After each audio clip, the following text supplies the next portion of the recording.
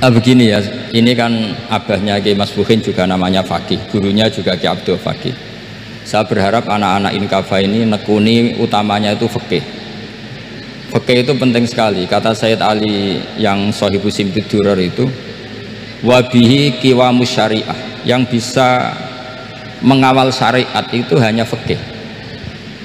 Fikih itu ya kalau yang paling gampang tentu kita misalnya punya Fathul Qorib, Fathul Mu'in, Fathul Wahab. Tapi yang faham betul, mesti faham itu ngelotok setengah hafal. Jangan bawa kitabnya tok, sementing sekian semester terus selesai. Itu sama-sama dosa, itu dosanya ya dosa, mahasiswanya juga dosa. Karena sudah terlanjur sarjana agama, ternyata nggak bisa, itu kan mendingan tidak sarjana agama. Itu saya tak cerita sama Kiai Roba, itu ada fatwa kiai juga wali. Suatu saat ada penyanyi dangdut top terkenal di Indonesia itu nyanyi dangdut, ya penyanyi ya dai, entah itu hakikat entah majas tidak tahu. Itu kiai itu fatwanya lucu, kalau kamu datangi dia pas main dangdut masih saya beri izin, tapi kalau datangi dia pas pengajian itu tak larang kata. Kan santrinya jadi eskal, ini pas pengajian dilarang, pas dangdutan kok malah dapat izin. Tapi bukan berarti halal ya, dapat izin. Dapat izin kan potensinya bisa karena dilarang lah ya tetap belerot. Terus suatu saat si santri ini setengah wali, tidak wali tapi setengah. Lama-lama itu memahami gurunya, ternyata sirinya begini. Kalau seorang penyanyi yang tidak pernah ngaji kemudian ngomong agama, itu potensinya itu fadallu wa adallu, sesat dan menyesatkan. Tapi kalau dia sedang nyanyi dangdut, penyanyinya cowok loh, sama jangan bayangkan dangdut putri, enggak itu cowok sudah tua lagi. Jadi potensi halalnya ada lah maksudnya untuk, tapi tidak alat musiknya, orangnya. Tapi kalau dia nyanyi itu paling dosanya hanya nyanyi. Saya ulang lagi, murid tadi akhirnya paham kalau datangi pengajian itu artinya ikrar kalau dia seorang dai atau seorang yang layak ngomong apa? Agama. Itu lebih bahaya karena kita santri, apalagi kita doktor atau MM, terus ngekrori orang yang nggak jelas asal usulnya. Tapi kalau nyanyi kan nyanyi saja, sehingga itu menjadi fikih. Bahaya terbesar dalam fikih adalah apa? Mengkaji fikih tidak dari ahlinya.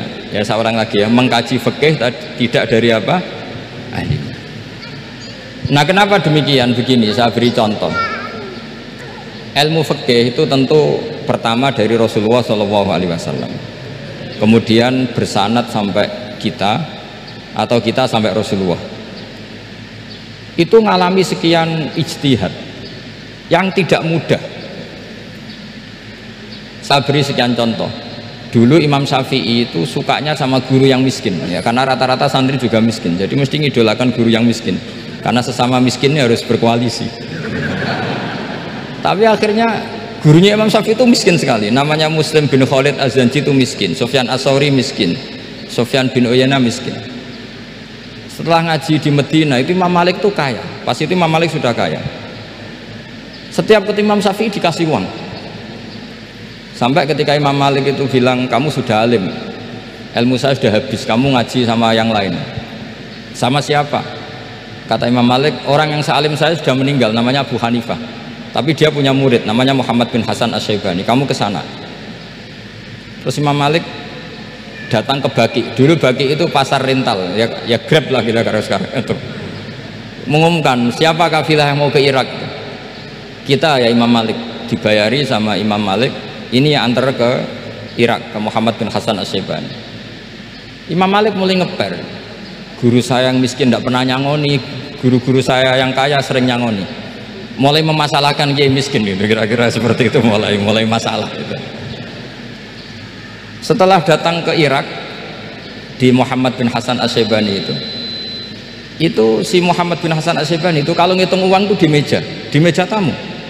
Jadi punya emas lantaan, punya uang, kira-kira kalau Indonesia punya rupiah, punya dolar, dihitung itu di ruang tamu.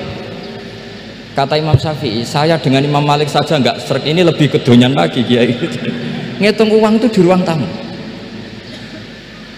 Terus akhirnya si Muhammad bin Hasan Asyibani ini ahlul usul, dia pakar usul. Kamu heran sama saya? Iya, kiai kok kedonyan. Dia ngomong gitu. Tapi kata Muhammad bin Hasan Asyibani, kalau kiai tidak boleh kaya, itu tak kayak wong fasik. Ben gue demenan, gue mabuk. Oh jangan, nanti dipakai maksiat. Penjenengan mawon kersane digetokan, berarti kiai oleh sugih, pun angsal-angsal. Semenjak itu jadi satu fikih bagi Imam Syafi'i. Ternyata kalau mengharamkan kiai sugih berarti membolehkan yang fasik sugih. Kalau yang fasik sugih bisa dipakai i'anah alal maksiyah. Semenjak itu mindset pikiran Imam Syafi'i rubah. Saking rubahnya sampai beliau berpendapat orang bisa beli Alphard, kok beli carry itu haram. Bisa jadi bupati kayak Pak Roba, kok jadi RT haram. Pokoknya gitu. Bisa keren Kak Gus Bak, kok jadi orang pendengar haram. Pokoknya haram terus. Karena dalil beliau al-Islam ya'lu wala yula alaih. Coba sampean ridho misalnya jadi orang Gresik dipimpin orang yang nggak sholat, ridho ndak? Ndak. Atau sholat tapi nggak bisa ngaji, ridho ndak? Ketika yang bisa ngaji berpotensi jadi bupati, terus keterusan. Karena Imam Syafi'i keterusan, ya umatnya keterusan. Akhirnya orang-orang Syafi'i itu politikus rata-rata. Ya, makanya sama jangan kaget sama Baruba. Kakak saya wakil bupati dulu.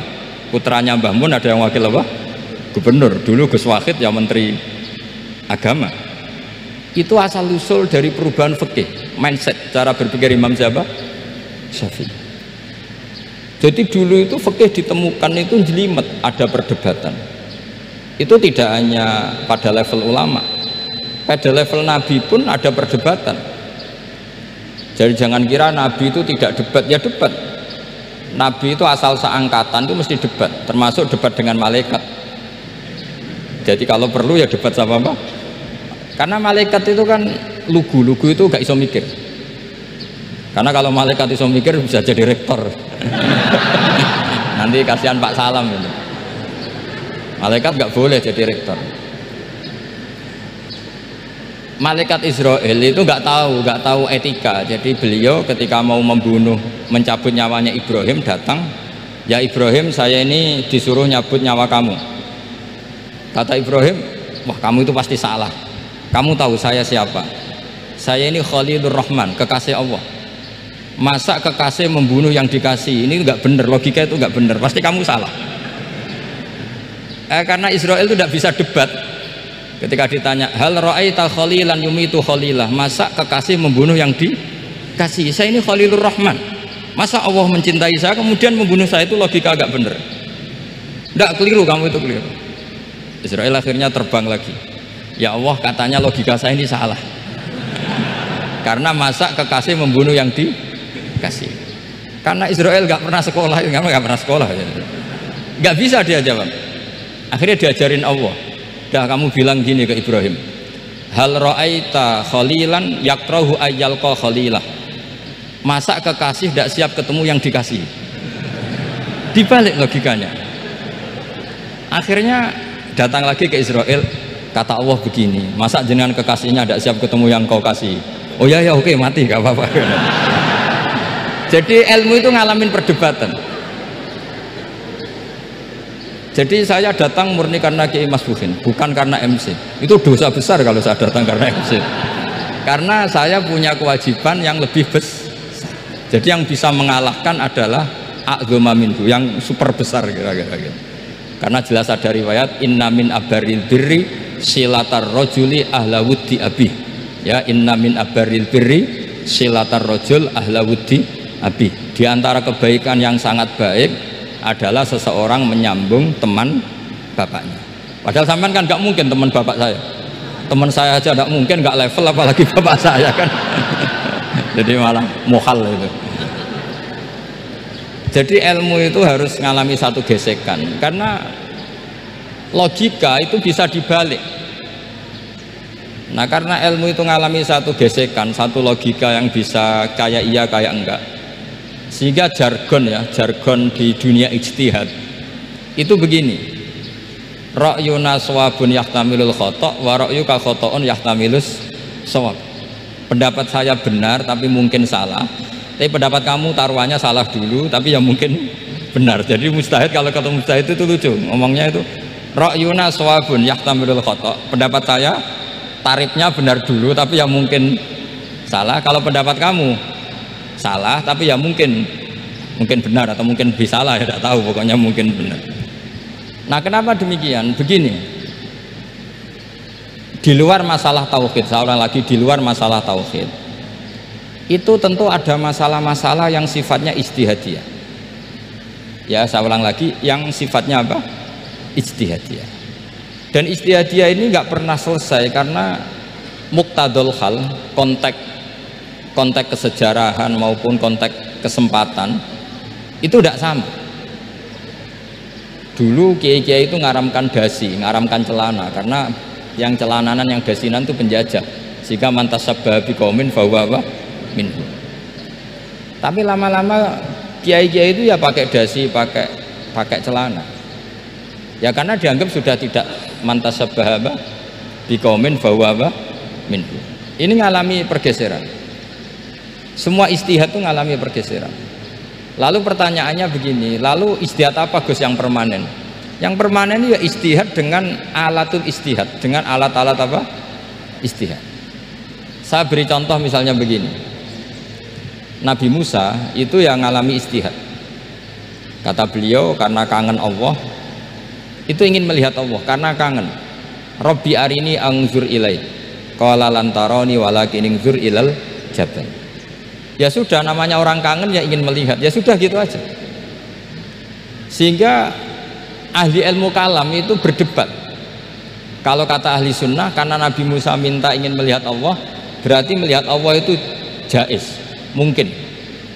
Karena Nabi gak boleh bodoh meminta sesuatu yang hal. Maka antipatinya ahli sunnah terhadap pendapat Mu'tazilah itu antipati. Karena menurut pendapat Mu'tazilah Allah itu qadim, Allah itu laisa kamislihi syai'un, sehingga gak bisa dilihat. Pertanyaannya adalah, berarti Nabi Musa meminta sesuatu yang hal, itu bodoh sekali sampai gak tahu mana hal, mana apa jaiz. Makanya kata Imam Ghazali, masa Nabi Musa yang Nabi gak tahu kalau melihat Allah itu hal, sampai minta, berarti nganggap itu jaiz atau boleh. Itu cara pandang orang-orang ahli sunnah apa? Wal jamaah.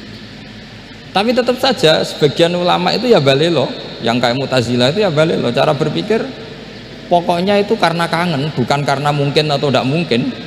Jadi nggak mungkinnya tetap tidak mungkin. Terus mereka dalil la tudrikul absar wa huwa yudrikul absar. Nah, sudut pandang ini akan terus. Ada seorang wali ditanya, kalau kamu di surga ingin melihat Allah apa enggak? Jawabnya enggak. Kenapa ya? Kasihan Allah. Terus kenapa jadi? Unazzihu dzalikal jamala an nadhari misli. Saya tidak ridho Allah yang hebat, yang keren, kemudian sing delok di rumah aku wong Gresik. Koyok gak ngergani pangeran. Seben sing delok Allah ben golongane Nabi Muhammad, Nabi Ibrahim, kowe ora usah ngilangi keren. Maksudnya itu. Jadi ada ulama itu jadi wali kalau sholat itu karena di soft belakang. Tapi jangan ditiru. Itu kan gak lazim ya, lazimnya kan afdhalus sufuf as-saful awal. Ketika ditanya kenapa kamu kalau sholat di belakang, cek GR koyok wani suwan pangeran gak ngarep, aku sungkan dadi gue gurih lagi. Kalau sampean kan karena males, bukan karena sungkan. Jadi itu artinya rasa ya, makanya nggak bisa, nggak ada ijtihad itu tidak mungkin, karena perasaannya orang itu beda-beda. Itu Sayyid Abdul Al-Haddad itu kalau ngendikan masyhur, man da'a li dzalimin bil baqa faqad ahabba yu'sawwa fi ardi. Orang yang mendoakan orang fasik masih hidup, gak mati-mati, itu berarti suka kalau Allah dimaksiati di buminya. Wong fasik kelakuannya rak maksiat, nak mbok dongakno mari, itu berarti kamu ingin Allah didurakani terus menerus karena si fasik masih hidup. Tapi kalau Abul Hasan As-Sadili cara ngendikan gini, kalimatnya persis, man ahabba alla yu'sawwahu fi ardi faqad ahabba alla tadhharu maghfiratuh. Orang yang ingin dunia ini steril, gak ada maksiat, maka sama saja berkeinginan tidak melihat luasnya maghfirahnya Allah. sama-sama wali besar, tapi cara pandang hubungannya dengan Allah seperti itu. Jadi mau tidak mau ijtihad itu mau tidak mau. Makanya tidak usah dipertentangkan misalnya cara berpakaian, cara apa, yang penting sesuai aturan Islam ya sudah. Karena ini urusan rasa. Urusan apa? Rasa. Itu Syekh Hasan Basri itu sering jagongan sama Robiah Hadawiyah. Itu secara fikih salah, tapi pas itu ulama fikih ditanya, kenapa Anda tidak komentar terhadap dua wali besar yang sering ketemu? Andai kan semua santri seperti itu akan saya halalkan, kata. Karena nggak mungkin punya nafsu. Sehingga fikih dulu memang masih asli. Kamu lihat di takrib misalnya, lelaki melihat perempuan itu nggak boleh kecuali sekian alasan, termasuk boleh itu litaklim karena mengajar, atau lil muamalah. Lah ini yang mulai masalah. Ada warung kopi, penjaganya cantik, santri-santri ngopi, ini lil muamalah kan kasus ya. Mau disalahkan tuh ada takbirnya, mau dibenarkan ini jelas fasik kan, jelas fasik. Matanya sudah fasik sebelum itu ditambah itu, jadi fasiknya permanen. Nah pertanyaannya adalah, kalau kamu ngajar mbak-mbak kemudian hafal yang cantik yang enggak, itu taklim lin nazar apa nazar li taklim? Itu taklim apa modus? Makanya kalau ngopi cari bakul yang cantik, itu muamalah untuk nazar apa nazar untuk muamalah? Loh, kalau saya ngopi dengan kirobah pasti halal. Karena begini, berjalan saja bareng capek, nggak tahu itu warungnya siapa, terus berhenti ngopi, kebetulan bakulnya cantik. Nah itu mungkin halal karena kan saya tidak milih-milih, ingin ngopi kebetulan bakulnya cantik. Kalau kamu kan nggak apal daftarnya. Wah itu mesti haram itu mesti haram itu. Karena berarti kan kamu menjadikan ngopi ini modus. Gue jagani nak takok pangeran, lo kok nazar muamalah Gusti muamalah. Itu mesti modus. Maka fikih itu harus dikawal oleh tasawuf. Kalau ndak, semua hukum fikih bisa diakalin. Makanya Imam Bukhari punya satu bab namanya Kitabul Khiyal, bab mengkhilaf fikih.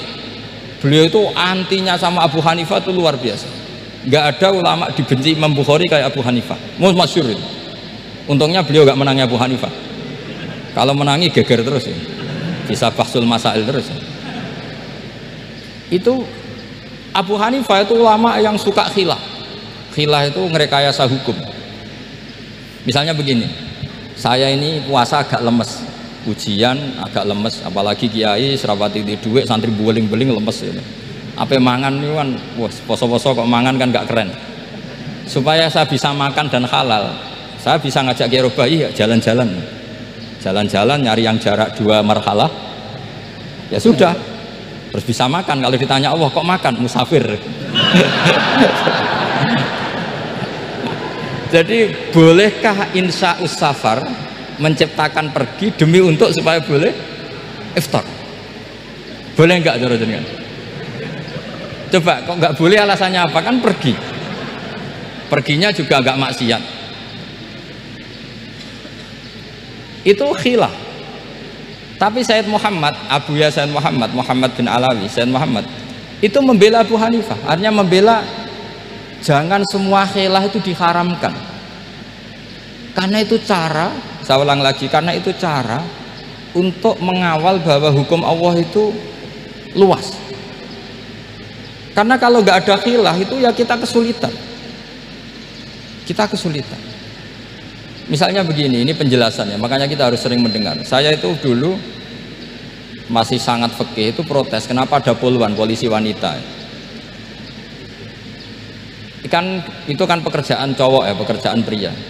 Tapi setelah mendapat penjelasan dari polisi itu alasannya masuk akal. Gus, kadang-kadang orang nakal itu menyembunyikan narkoba itu di alat wanitanya.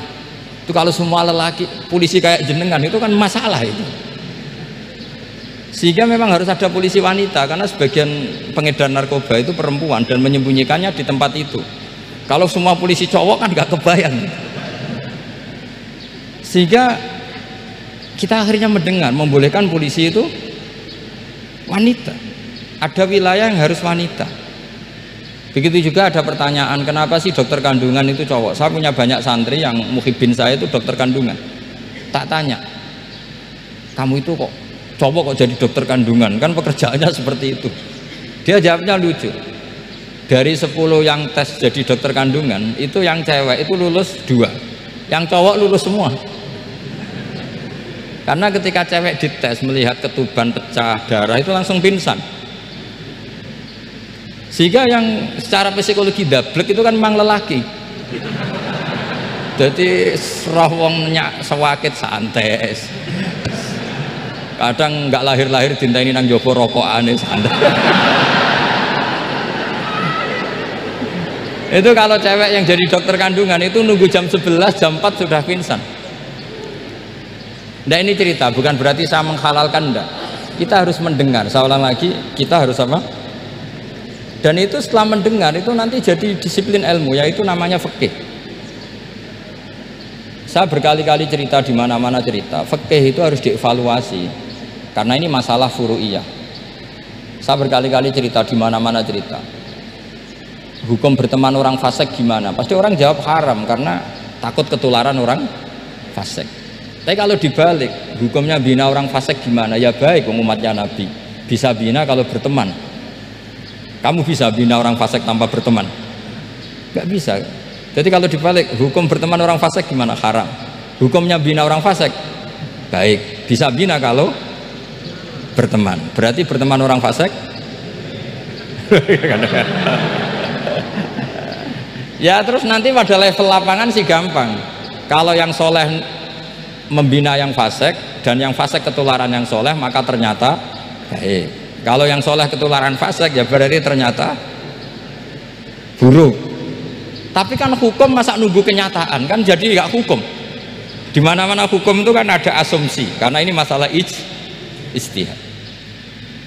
Nah itu yang dilakukan para ulama kita. Jadi sampean harus mengkaji fikih secara detail, karena tidak hanya kita yang khilaf. Nabi-nabi juga khilaf dalam menentukan dakwah ilallah. Wali-wali kita kayak Abdul Hasan Asyadili sama Sayyid Abdul Al-Haddad itu juga khilaf. Imam Ghazali ya khilaf. Imam Suyuti itu kalau ketemu Al-Qastolani itu saling tidak nanya, saking nggak cocoknya, masyhur itu. Jadi ulama ya ora cocok. Bedanya nak saiki perkara partai. Kalau orang dulu enggak, karena pakai asumsi karena memang susah. Nggak, misalnya memang tak bedai, tak beri yang nggak, misalnya ada orang rukuk kemudian ngentut, itu sholatnya batal apa enggak? Nggak, jawab saja. Nggak, orang sholat kemudian pas rukuk kentut atau kelihatan auratnya, sholatnya batal apa enggak?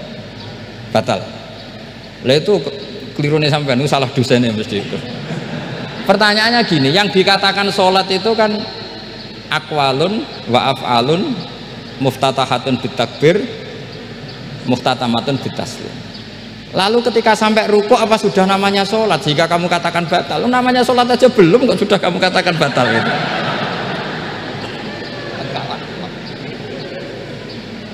Iya kan? Jadi kalau aku mau sholat pas rukuk ngetut batal atau ora? Mestinya jawaban yang benar, ya ora sholat jadinya gitu. Karena kalau dikatakan sholat definisinya harus sampai salah. Tapi kan kita nggak mungkin ngomong seperti itu, kan dianggap majnun. Padahal itu yang benar, yang punya kecerdasan. Nah makanya pertanyaannya, fikih itu ngikuti bahasa awam apa bahasa istilah? Kalau ngikuti bahasa awam ya kayak tadi, sholat kok pas rukuk kentut maka batal. Sebenarnya yang batal itu sholatnya apa rukuknya? Nah makanya terjadi perdebatan. Kalau yang pakar-pakar usuli itu salah istilah itu nggak mau. Saya ulang lagi, kalau pakar-pakar usuli itu salah istilah itu nggak mau. Terus misalnya tak beri contoh lagi. Kalau imam itu sudah salam pertama itu yang rukun kan salam pertama. Berarti setelah salam pertama imam sudah keluar dari sholat apa belum? Sudah kan? Yakin? Ya sudah. Sekarang sama tak bedai. Lalu makmum itu kesunatan langsung berdiri apa nunggu imam salam kedua? Enggak, jawab saja. Nunggu salam kedua kan? Nah, itu kriminalnya sampai anda sufi itu. Kriminalnya begini, Berarti Anda membolehkan makmum bergantung sama orang yang sudah tidak sholat. Kata kamu setelah salam pertama dia sudah tidak sholat, berarti kamu menginstruksikan makmum berhubungan dengan orang yang sudah tidak sholat karena sudah keluar dari sholat ketika salam pertama. Kalau kamu di debat gitu gimana jawabnya? Pusing kan? Berarti robtul makmum bisolatiman sing wis laisa fi sholatin, berarti menggantungkan sholat sama orang yang sebetulnya sudah tidak sholat. Ada yang jawab, sebagian ulama fikih tetap disunatkan menunggu salam kedua karena salam kedua itu masih paket meskipun tidak rukun, dia paketnya selesai. Tapi selalu pertanyaannya gini, lalu setelah salam pertama itu imam masih sholat gak? Udah sama pernah dijawab tuh. Nah ini pentingnya bodoh gak mikir. Jadi makanya bodoh itu barokah karena gak mikir. Jadi soalnya Rabbana ma khalaqta hadza apa batila. Sing bodoh ya barokah, sing pinter ya barokah. Sing ora barokah itu maksiat. Wis ora ono barokah blas. Maka kan fikih itu seperti itu. Jadi ada disiplin, di situ ada disiplin ilmu. Yang kadang kita tidak cocok. Makanya Imam Syafi'i sendiri ngendikan, kadang beliau dengan gurunya, dengan Imam Malik sampai ngarang ikhtilafu Malik. Beliau punya data yang beliau itu sedang nggak sama dengan gurunya, yaitu Imam siapa? Malik. Karena mindsetnya itu beda. Tidak sampai misalnya saya tanya, sholat itu harus menghadap kemana? Tidak, jawab saja kiblat kan. Ukurannya apa coba? Namanya madhep, wajah apa dada? Imam Syafi'i milihnya dada. Sekarang praktekkan dalam dialog keseharian. Saya jagungan sama Kiai Robah seperti ini, terus wajah saya begini, madhep enggak? Nah itu masalah. Terus pertanyaannya, madhep dengan dada itu fi sholat apa fil qiyam?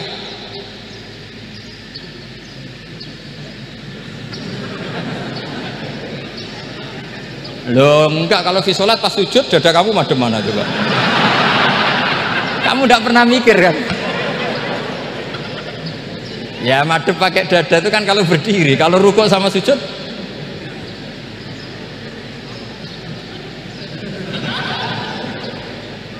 loh itu ulama itu jelimet gitu. Makanya jarang yang menekuni profesi ulama itu, menekuni proposal banyak karena memang susah. Jadi ulama itu orang yang cara berpikir sudah aneh, sehingga mereka detail. Maksudnya menghadap itu apa ukurannya? Ukurannya kalau berdiri ya dada, tapi nggak bisa kamu katakan at-tawajjuh bisodri, aturan dalam sholat, fikuli sholat. Pertanyaannya lah kalau rukuk sama sujud dadanya menghadap kemana coba? Maka itu ilmu yang sudah jelimet. Nah ulama usul fikih, ulama yang nggak mau salah per detail hukum. Sehingga menurut Imam Rafi'i, misalnya kalau beliau ditanya sujud itu gimana ya, asal wat ujabha ya sujud. Tapi kalau menurut Imam Nawawi harus melibatkan 7 apa? Anggota, yaitu al-jabhah, wal yaden, wal rukbaten, wal qadamen. Oke, Imam Nawawi kita ikuti. Tentu keseharian kita pakai Imam Nawawi, yaitu berdasar hadis umirtu an asjuda ala sab'ati a'dumin al-jabhah, wal yaden, wal rukbaten, wal qadamen. Berarti berapa? 7. Tapi pernah saya cek di kitab karangannya Imam Syafi'i, ketika beliau ngendikan saya suka kalau orang sujud itu melibatkan 7 anggota berdasar hadis ini. Tapi kata beliau wayah tamilu, dan bisa saja sujud yang watul jabhah itu sudah cukup. Terus kata Imam Syafi'i, limadha, karena Nabi ketika sujud itu hanya ngendikan begini, sajadalaka wajhi wa sam'i wa basori. Nggak ada di hadis wayadi warubati wakodami. Ya sudah, akhirnya itu sudut pandang. Terus gugatan kedua begini, ada orang muslim yang sujud sama berhala, untuk menjadi murtad itu harus 7 anggota apa cukup atul jabah alal ardi? Untuk sah menjadi murtad itu, untuk sah menjadi murtad cukup atul jabah alal ardi harus 7 anggota untuk keabsahan murtadnya itu. Tidak jawab. Makanya ini tugas dosen-dosen ini meminterkan ini. Karena namanya sudah faqih. Faqih itu ahli fikih yang detail namanya faqih. Kalau ini mutafaqih. Jadi bukan tafakuha tapi tafakuha, kayak tamarodo. Jadi wazannya nanti itu wal idhari ma laysa fil waqi'. Jadi ini bukan gojlok, ini memang marah saya ini. Jadi kalau sudah pakai gelar faqih harus faqih betul. Karena ilmu fikih itu sebetulnya gampang. Sampean kalau ngaji i'anah itu kelihatan fikih itu gampang karena ada logika yang terbangun. Misalnya begini, orang kalau tawaf itu disuruh agak jauh dari Ka'bah, jangan sampai nginjak sadarwan, karena sadarwan itu pondasi itu ikut Ka'bah. Kenapa begitu? Ya jenenge ramuteri Ka'bah, ide Ka'bah. Jadi sebenarnya sederhana logikanya. Sing jenenge muter itu di luar itu kita muter. Nah kalau nginjak pondasinya namanya gak muteri Ka'bah tapi ida Ka'bah. Ya jadi sederhana sebetulnya, ya masuk akal. Jadi fikih itu tidak ada yang iskal, sebetulnya masuk akal. Tapi karena kita nekuni itu tidak serius, maka terus jadi paradok. Saya beri contoh lagi, ini sebagai penghormatan saya sama Kiai Mas Bukin, karena ini sudah namanya fakih. Kalau ada ayam jago ditabrak truk terus kejet-kejet, andai kan dibiarkan pun mesti mati karena gerakannya sudah harokatul madbuh. Terus kamu sembelih, itu halal apa enggak? Enggak jawab, ayam jago loh. Kalau kamu katakan halal, dia sudah tidak punya hayatun mustaqirroh, kehidupan yang permanen. Andai kan kamu biarkan pun 1 menit lagi meninggal. Kejet-kejet kan mau prosedur saja, maksudnya pantasnya mati yo kejet-kejet sih, tapi sebetulnya sudah pasti mati.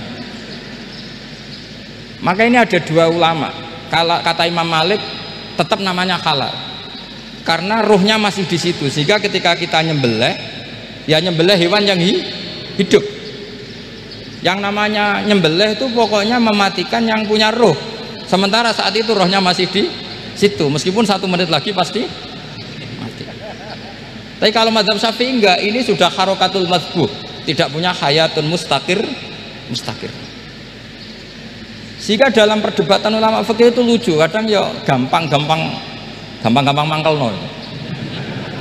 Misalnya begini, kalau ada anak lahir tidak ada amaratul hayat, nggak nangis, nggak bernafas, sunat disolati apa enggak? Siktun sing layas tahillu walayas, langsung lahir langsung mati, nggak ada amaratul hayat. Rata mikir tuh, itu tidak wajib disolati. Alasannya ya kan memang sholat alal mayit kan tidak pernah hidup. Di mana-mana mayit itu setelah hidup mati, ini kan tidak pernah hidup. Namanya ya qit'atul lahmin, ya potongan daging itu aja. Enggak. Jadi kadang fikih diwaca tenan jebule mangkel no. Terus ketika di kitab Minhajut Thalibin itu, kalau kamu keluar mani itu wajib mandi enggak? Wajib kan? Kalau keluar mani inzal itu kan wajib mandi. Nah kenapa nifas atau wiladah, keluar bayi, kenapa ibu-ibu kalau keluar bayi wajib mandi? Alasannya lucu, li'annal walad maniyun pun akidun, itu kan wis mani cuma mengkristal. Jadi kadang fikih mangkel apa ya kok sembrono itu, masuk wajib mandi wiladah itu karena apa? Li'annal walad maniyun munakidun, itu mani sing wis mengkristal, mani sing wis jelalatan lah, lahir nangis macam-macam. Jadi ternyata karena kenapa fikih butuh alasan, nyari hadis tentang keluar anak mandi itu nggak ada yang sorry, yang ada adalah tentang inzal, innamal ma' minal. Akhirnya dicari-cari, ternyata walad itu maniyun munakidun. Lah ini problem fikih. Sampean harus siap dengan pelajaran seperti ini, meskipun sampean mungkin wong priyayi, tapi ini ilmu. Ya, saya ulang lagi, ini ilmu. Sehingga ulama itu mau tidak mau harus mau mendengar. Karena logika yang terbangun itu nunggu kalau mendengar, kayak tadi. Nabi malaikat Israel baru sadar, masa kekasih bunuh yang dikasih. Masuk akal. Iso mikir juga Israel. Kalau sama sampean sih nggak nerima, tetap selonang-selonang. Ini masalah Ibrahim Khalilur Rahman. Sehingga kita di alasan fikih itu harus kita dengar. Saya dulu itu, saya sampai sekarang itu sama, kalau bayi lahir masih sudah berbentuk bayi, saya sendiri berpendapat sebaiknya disolatin kalau sudah berbentuk apa? Bayi, meskipun tidak apa? Tidak nangis, tidak ada amaratul hayat. Kan yang digugurkan itu wajibnya, bukan masalah boleh dan tidak. Itu banyaklah perdebatan ulama di bab itu. Saya beri contoh lagi perdebatan ulama. Ini contoh-contoh fikih karena ini khusus penghormatan status fakih tadi. Itu kalau ada orang mati, jenazah itu. Jenazah itu kalau sholat, itu kan umumnya jenazah di depan, kita nyolati di belakang. Itu yang mengatakan begitu ya tidak punya alasan, ya taunya mulai dulu begitu, di mana-mana nyolati jenazah, jenazahnya di depan. Tapi di kitab Mahali jelas diterangkan, kata kaul sani tidak wajib. Alasannya ya lucu, fa innal janazah laisat bi imamin. Jenazah itu tidak imam, kenapa harus di depan? Kan kacau kan? Lu coba alasannya di depan apa? Dia ada imam kok. Nah barokahnya fikih itu, sehingga kita melihat di Arab Saudi sekarang itu jenazah kan di belakang, tapi kita tetap nyolati apa? Mayit. Kalau di Arab Saudi musim haji itu jenazahnya di kamar mayit, tapi kita nyolati. Itu satu-satunya takbir ya tadi, fa innal janazah laisat bimanzilatil imam. Tapi jangan praktekkan, nanti dia kepaliran sesat tuh. Saya hanya cerita ilmu, jangan dipraktekkan. Kalau dipraktekkan masih jadi aliran sesat. Mono jenazah ning mburi mame kok ngarep aliran sesat. Sebetulnya bukan sesat gitu. Uji coba fikih. Ya karena tadi fa innal janazah laisat bimanzilatil. Bukti lagi kalau sampean sholat gaib. Sholat gaib itu misalnya mayitnya di Surabaya, boleh nggak sholat gaib di sini? Terus jenazahnya di belakang kamu apa depan kamu? Nah ini kan fikih itu pokoknya gitu. Makanya standar furu'iyah itu susah. Karena perdebatannya itu mirip-mirip, kayak iya, kayak tidak, kayak. Makanya dulu zaman sahabat, ada sahabat itu mencintai Rasulullah, senengannya sowan, bukti cinta sowan. Banyak juga yang sahabat bukti cinta Nabi itu tidak pernah sowan, alasannya ganggu. Kenapa kamu jarang sowan Nabi? Saya sering jamaah sama Nabi, saya tidak pernah sowan. Kenapa? Ganggu. Biar Nabi kalau di rumah sama anak istrinya, saya tidak mau ganggu. Makanya saya termasuk kiai yang gak pati seneng disowani. Karena ya itu tadi, kalau mulang seneng saya, kalau disowani biasa saya. Kalau Kiai Roba itu nilai, nak pernah sepuh jadi rasuan nilai. Jadi beda, saya sering ditilii Kiai sepuh. Tapi bahasanya tentu tidak sowan, tapi nopo nilai. Kalau sowan itu banyak. Ketika Rasulullah wafat, itu separuh sahabat hampir mayoritas, ya Rasulullah kita semua ingin kita dulu yang meninggal karena engkau begitu penting. Maka jangan meninggal dulu, kita yang meninggal. Kalau kita yang meninggal itu nggak apa-apa, tapi kalau engkau penting jangan meninggal. Tapi ada saja sahabat lah tidak seperti itu. Saya suka Rasulullah meninggal dulu. Alasannya masuk akal. Biar Allah menyaksikan saya kama usaddikuhu hayyan usaddikuhu maitan. Allah biar menyaksikan saya iman kepada Nabi ketika masih hidup, dan saya buktikan setelah mati pun, setelah meninggal pun, setelah wafat pun iman. Jadi ternyata baisnya itu supaya orang tahu bahwa iman kita kepada Nabi itu iman yang super, sehingga ketika beliau sugeng ya kita iman, setelah wafat juga kita iman. Kai usaddikuhu maitan kama usaddikuhu hayyan, supaya saya mentasdikkan beliau setelah meninggal sebagaimana kita mentasdikkan beliau saat masih hidup. Dan ternyata Allah ridho dengan perkataan sahabat itu. Kenapa Allah ridho? Karena menjadi pelajaran bagi orang-orang yang ditakdir gak menangi Rasulullah SAW. Tetap mereka iman. Jangan kayak setan tuh kurang ajar betul kalau iblis itu.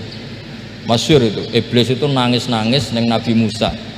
Iblis itu takutnya sama Allah itu luar biasa, sampean kalah.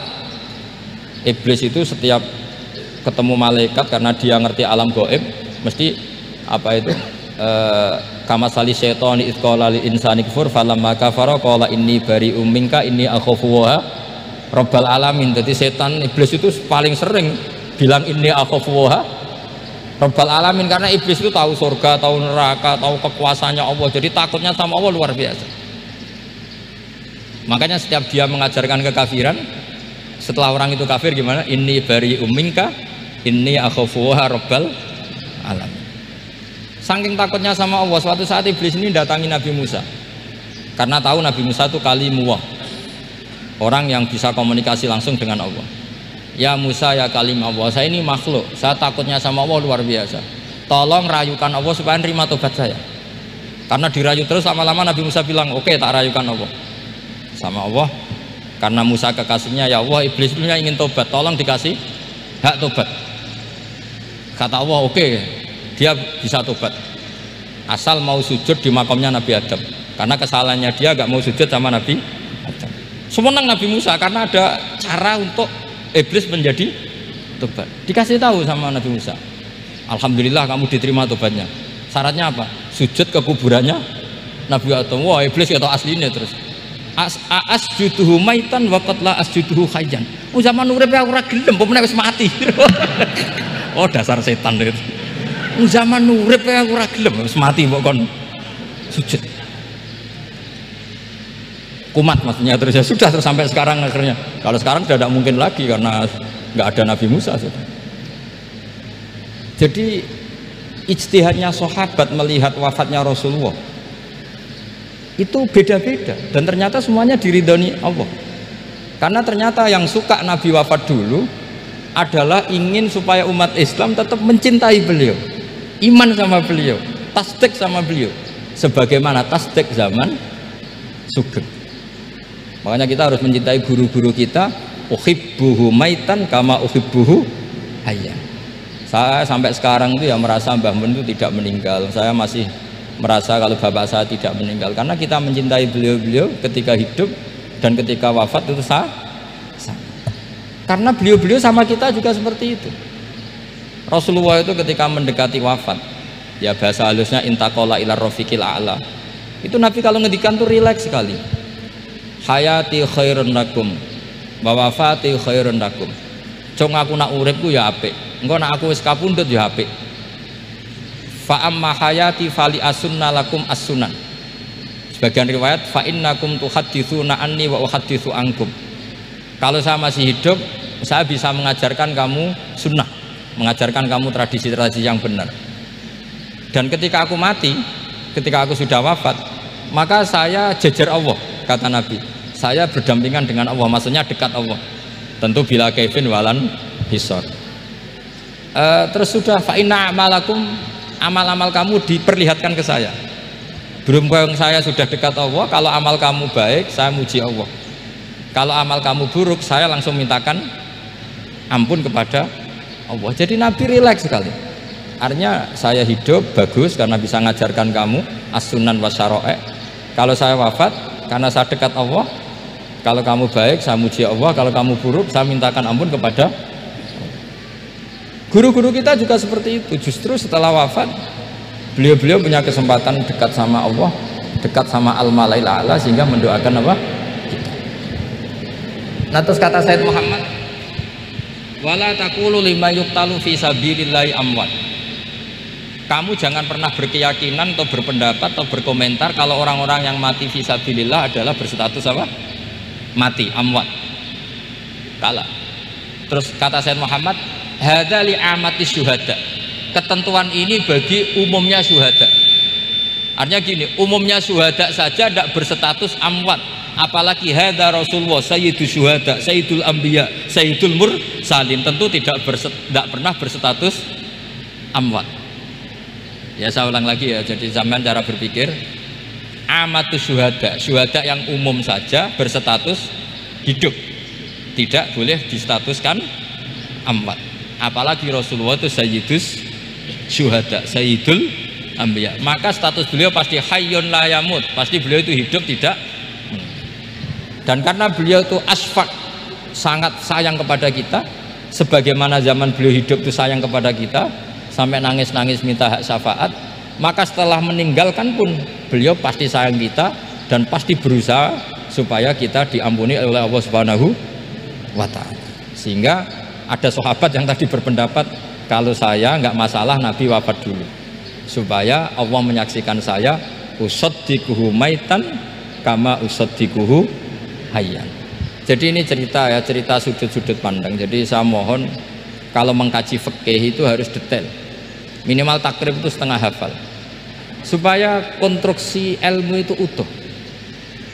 Ya sama lagi konstruksi ilmu itu, karena ilmu itu mesti ada yang apa ya, ya rodok setengah salah itu, tapi disalahno ora kena. Ndak sampean tak bedheki, nak pancen bener langsung tak angkat jadi rektor. Nak bener tapi. Coba rukun sholat pertama itu apa coba? Rukun sholat pertama. Niat. Niat sama berdiri dulu mana? Ayo niat dulu baru berdiri, apa berdiri dulu baru niat? Berarti niat sama berdiri dulu mana? Rubah kan? Artinya kita mau bilang tartib urutannya niat, berdiri, takbir gak bisa. Yang dikatakan niat itu apa? Qasdus syai' muktaronan bifi'lihi. Berarti niat sama takbir harus bareng apa urutan? Bareng. Terus dengan qiyamnya urutan apa bareng? Bareng apa urutan? Loh enggak, kalau urutan berarti takbir dulu, duduk, baru berdiri. Nah maka seperti ini itu mau tidak mau kita salah, dikatakan tartib ya salah, dikatakan serentak ya salah. Cuma karena kita bodoh, gak tahu mikir itu, alhamdulillah kan di situ itu. Lo coba niat sholat, lo niat takbir qiyam dulu mana? Niat takbir qiyam dulu mana coba? Dulu qiyam. Nggak ada kitab yang mengatakan arkanus sholat awaluha. Oh dianggap kitab kriminal. Makanya ngendikane ulama-ulama di sarah-sarah, mau tidak mau sebagian istilah itu tasamuh itu wis digawe gampang ngono kok repot. Karena kita tidak bisa detailnya. Coba misalnya puasa Ramadan itu wajib apa? Tabyitun niat, nginep no niat. Sing darani nginep itu umure lama apa enggak? Lama kan? Sekarang sebelum 2 menit kamu baru niat, sah apa enggak? Sah. Itu sempat nginep apa enggak 2 menit itu? Enggak sempat kan? Jadi ilmu itu makanya kata ulama-ulama pokoknya ilmu itu mesti ono unsur tasamuh. Tasamuh itu ya digawe gampang. Apa? Digawe gampang. Misalnya Imam Syafi'i berpendapat mashu ba'dir roksi. Itu kata beliau walau sya'rotan fi hadir roksi.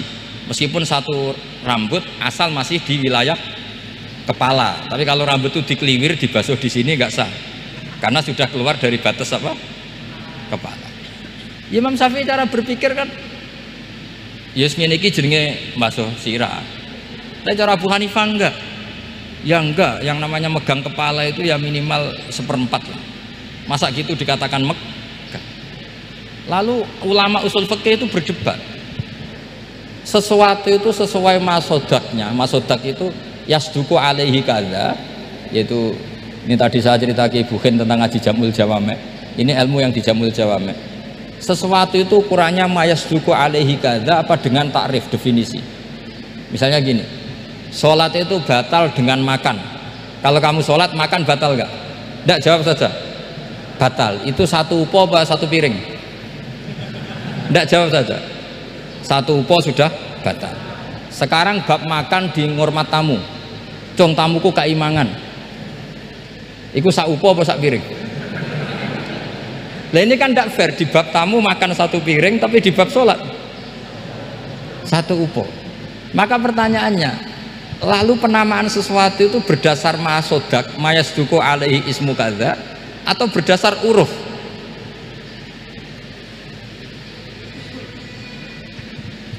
Ukurannya apa coba? Maka terus jadi perdebatan. Nah ini di sini ini pentingnya ulama karena ya sekarang saya bedai sekarang. Cengkeh itu wangi apa enggak? Kategorinya cengkeh. Wangi kan? Kalau orang bikin kue tar pasti pakai apa? Cengkeh. Pakai wedang ronde supaya manis. Apa wangi dikasih apa? Cengkeh. Nah itu saya berkali-kali cerita. Pernah mau dipikirkan orang Islam itu nggak boleh rokok karena dianggap pakai apa? Mewangi karena ada apa? Cengkeh. Tapi terus didebat, kalau gitu berarti orang Jumatan sunat rokok. Karena Jumatan disunatkan pakai pewangi. Wah itu kan akhirnya tuh, wah iya repot ya kan. Jadi kalau cengkeh kamu kategorikan pewangen, yang orang ikhram nggak boleh rokok karena pakai cengkeh yang wangi, konsekuensinya orang Jumatan sunat rokok karena berarti di masjid pakai apa? Pewangi. Kan sesat semua gitu.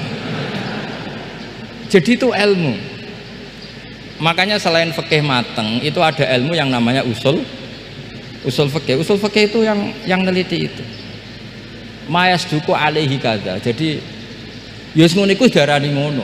Saurang lagi. Ngono iku wis darani ngono. Ora perlu roh detail. Ya, saya ulang lagi. Wis ora perlu roh detail. Makanya Abu Hanifah itu misalnya basuh wajah. Wis angger kecelok ngene iki basuh wajah. Nek Imam Syafi'i kan detail. Mimbaini mana bitis sya'ri sampai ila somahe uzunehi ila dzakon. Terus mana bitis sya'ri Imam Syafi'i nambah apa? Ghaliban. Kenapa ditambah ghaliban? Karena kalau orang budak mana bitis sya'rinya di sini. Jadi itu fikih. Jadi fikih itu jelimet. Padahal kita ini nggak pernah berpikir secerdas Imam Syafi'i, tapi akhirnya ya mikir juga. Nah, gak ditambah ghaliban, mana bitis sya'rinya orang budak kan? Sini. Terus sekarang perdebatannya, orang budak basuh Maskur Roksi di sini sah enggak? Karena tadi itu wajah apa kepala kan gitu. Kan jadi bingung gitu. Ya makanya ini mukadimah saya supaya sampean lebih disiplin belajar fikih dan setidaknya didiskusikan lah kitab-kitab Minhajut Thalibin atau kitab-kitab Mahali, karena di situ nanti ada perdebatan dan perdebatannya itu indah sekali. Kayak tadi ada yang mengatakan jenazah harus di depan, tentu dalam kondisi normal kita ingin jenazah itu di depan, tapi ada kondisi itu tidak normal kayak di Masjid Haram. Lalu solusinya gimana? Ya kita ngikuti kaul Sani, fa innal janazah laisat bimanzilatil imam. Tapi kalau di sini normal ya sudah kita sholat ya normal aja lah. Masa jenazahnya di belakang kamu sholat, nanti jenazahnya iri, sekali-kali di depan aja kok gak boleh gitu. Malah jadi repot nanti. Jadi karena apa ya, kalau kita mengkaji tidak panjang itu bahaya, karena ilmu tadi, ilmu itu ada logikanya. Imam Ghazali dalam bab warid sama maurud itu gak setuju sama Imam Syafi'i, dia Maliki. Ya kalau dalam mazhab Syafi'i yang populer kan kalau ada najis airnya sedikit kan dikucurkan supaya al-ma'u itu warid. Kalau warid punya kekuatan menghilangkan, tapi gak boleh najis diletakkan di bejana yang ada airnya namanya maurud. Tapi Imam Ghazali dalam hal itu ngikuti Imam Malik, gak ada bedanya warid sama maurud, karena logika Imam Ghazali gini, misalnya ini ada najis ya mik ini ada najis di sini, atau sarong lah, contoh paling gampang kan sarong, ini sarong najisnya di sini, kamu kucuri. Ketika kamu kucur, air yang lewat ini kan tidak ada dua kola. Kemudian ketika terkena najis, mutanajis kan? Kalau dia sudah mutanajis, dia punya kekuatan menghilangkan najis apa enggak? Enggak kan, karena dia sendiri berstatus mutanajis. Artinya begini, meskipun ini disorno, itu bukan berarti najis gak campur. Nah terus sampean misalnya bantah, tapi kucurannya wakil, terus nanti semua tersisa hilang. Ya kalau gitu nggak ada masalah kan, pertanyaannya kan karena banyu itu satu ciduk. Sehingga Imam Syafi'i mengatakan cara berpikir Imam Ghazali, air itu oleh Allah dikatakan mutahhirun, mensucikan. Ya sudah, kalau ada air berarti mensucikan, baik caranya warid maupun maurud. Bukan karena air itu menghilangkan najis, karena tadi logikanya yang sudah kena najis, air ini sudah berstatus mutanajis, berarti pas mulai lewat ke bawah dia statusnya apa? Mutanajis, ke bawah lagi berstatus mutanajis. Misalnya sampean bantah, tapi mutanajis ini kan dihilangkan oleh air di atasnya. Ya kalau ada jaminan air berikutnya bisa menuntaskan. Nah najisnya bandel, gandok kan terus panjang perdebatannya. Makanya kata Imam Ghazali, sudah dalam hal itu saya ikut Imam Malik. Angger ana najis kok is disori banyu, Banyu nek ora mutaghayyir ya ngono iku jenenge nyucekno. Mergo banyu oleh Allah distatuskan mutahhir, mensucikan. Dadi ora usah bayangno sing jlimet-jlimet.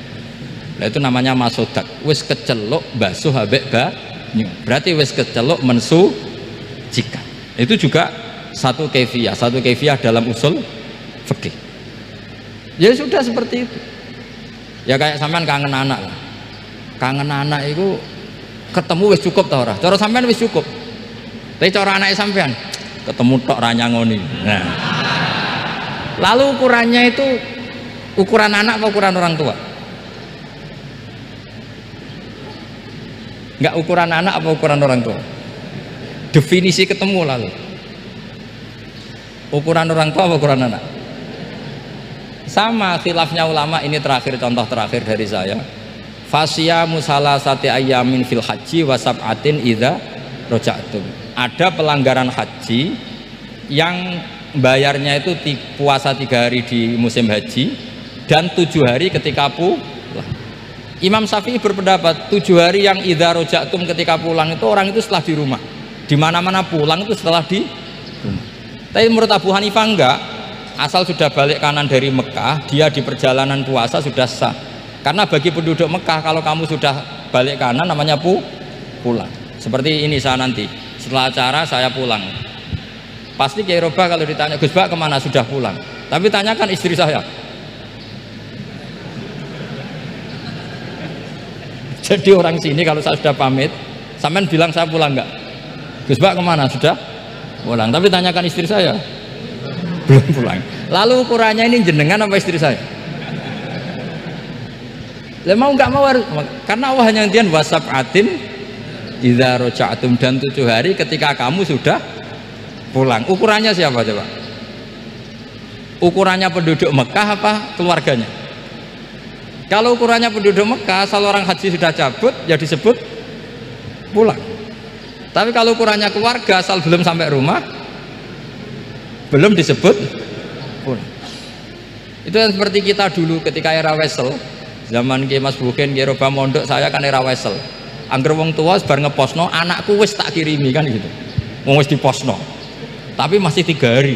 Jari anake durung dikirimi. Bener mana coba? Ya kira-kira seperti itulah usul fikih. Saya mohon anak-anak Inkafa ini mengkaji itu. Dengan status fakih itu orang yang mutafannin, mutabakhir fil fikih. Itu baru disebut apa? Fakih. Kalau enggak namanya apa? Mutafakih. Jadi bukan fakih tapi berpura-pura apa? Berpura-pura ahli fikih. Ya, tentu sekolah ini bukan diciptakan untuk yang berpura-pura fikih, tapi memang benar-benar apa? Fakih. Ya, saya kira demikian. Mohon maaf. Assalamualaikum warahmatullahi wabarakatuh.